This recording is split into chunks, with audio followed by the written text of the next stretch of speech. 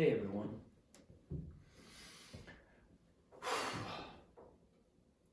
I had a really beautiful message kind of come through today. I woke up early and I kind of had a little bit of I felt some friction as I was meditating. I felt a bit of just a kind of inner irritation, in a sense of there's almost like what it felt like was like there's a sense of expectation that I'm somehow not fulfilling, and this is kind of a pattern. It's a thing. It's a feeling I'm well familiar with, and it basically kind of amounts to having too many balls in the air, feeling like I'm being asked to juggle too much. And of course, really, I'm the one asking myself to do the juggling. So, I can kind of project mentally these expectations onto people in my life, but ultimately, at this point, especially having done a fair amount of this work, it's pretty abundantly clear that I'm the one who's holding the expectations and then imposing them and then becoming pissed off about it. It's like I'm doing it all. And so I actually was talking to my coach today, Carine, who she had a really beautiful question, a really beautiful answer, sort of. She asked me, what's the antidote to frustration? And I was like, I don't know. I sat. So I'm sure we've talked about this. I don't know why I can't come up with this answer. And then she said, the antidote to frustration is gratitude. And I was like, wow.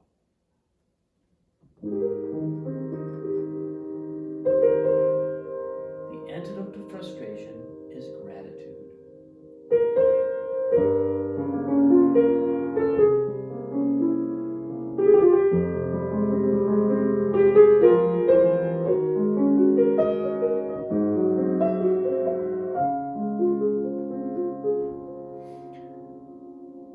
And she kind of went on to say, when we're in frustration or overwhelmed, there's a sense of there's too much to carry, too much to hold, too much to keep track of. We're looking at too many things, and we don't have clarity. We don't have the ability to advance any of those things in the direction we'd like to feel them go. And then, but then reframing that into a gratitude practice, which is what she asked me to do.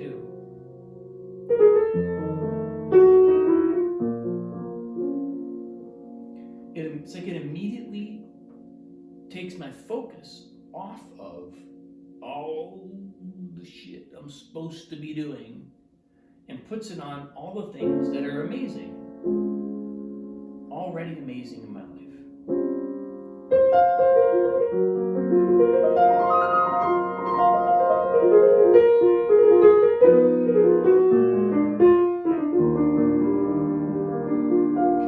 Challenge to me was, well, what's your gratitude practice going to be?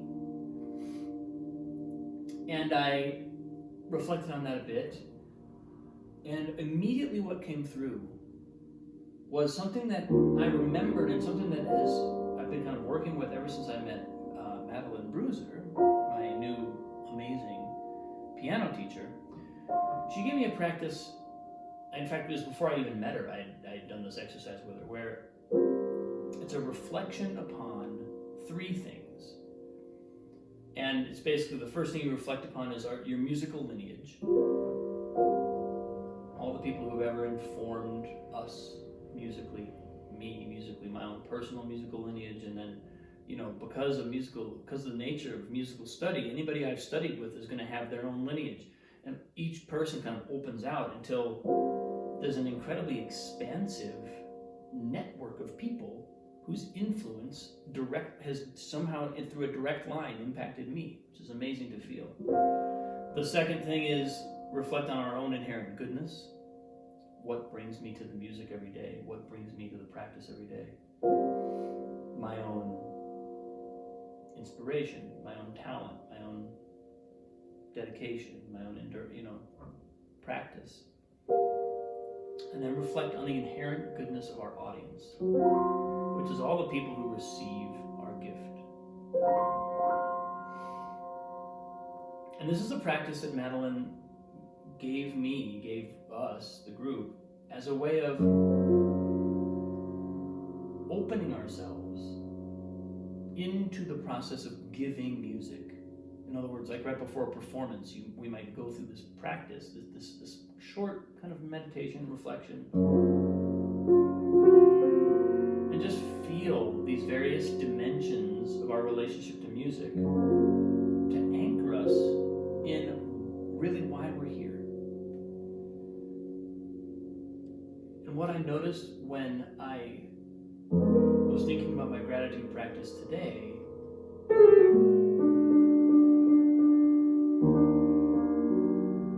and I was being asked, what's my gratitude practice going to be?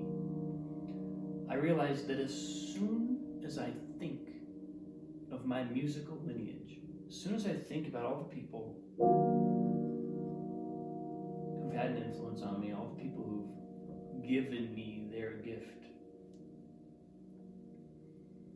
I immediately become grateful, automatically. I don't have to do a gratitude practice of thinking of things that I, feel like I ought to be grateful for. I can come up with a million things in my life that I feel like I ought to be grateful for, and a lot of those things that I ought to be grateful for, I also am grateful for. But it was really lovely to feel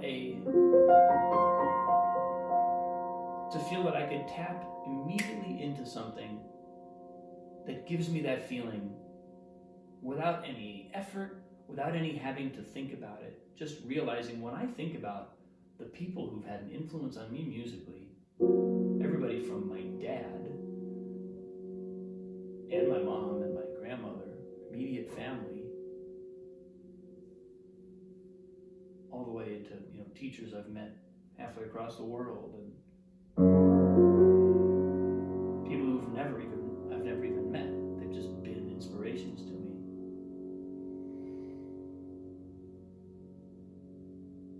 It tells me something about my core.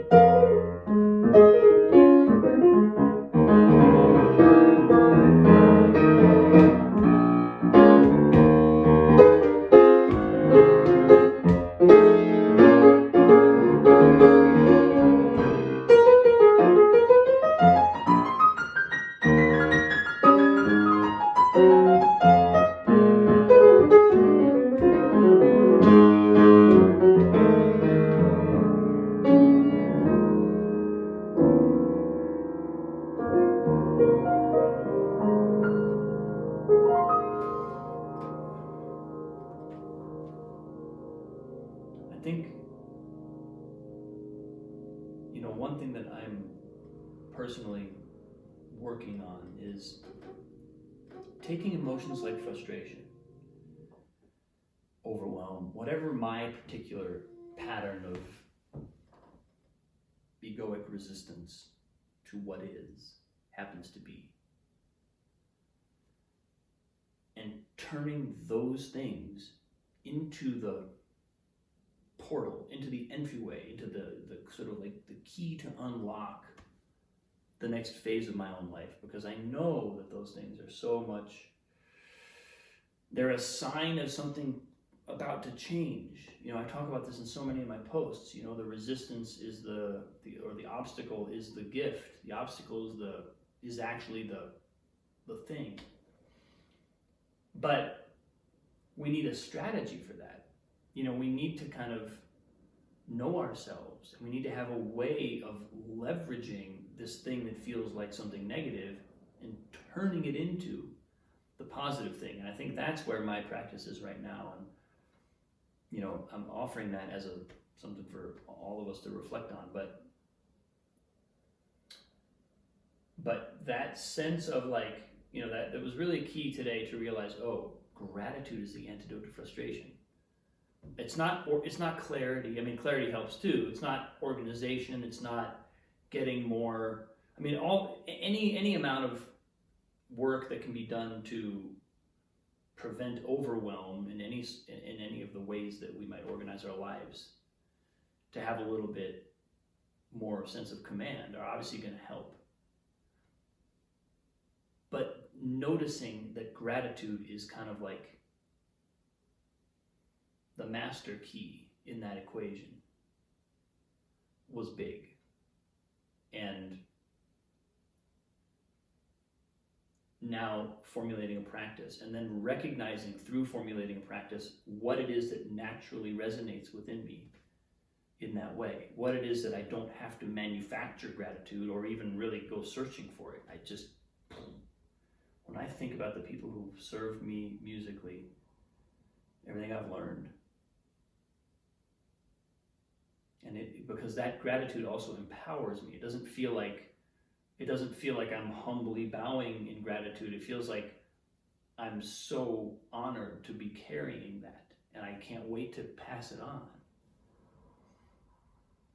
So maybe that's again something I'm kind of offering as what are those things in our life that naturally evoke gratitude?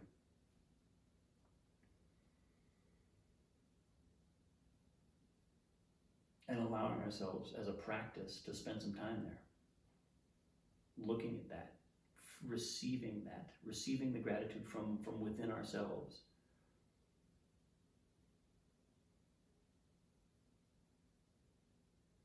Feels like where my focus wants to go today.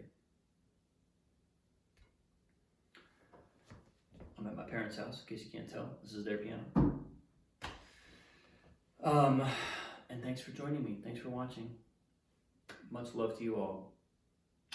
Appreciate this conversation so much. I can't wait to see you again very soon.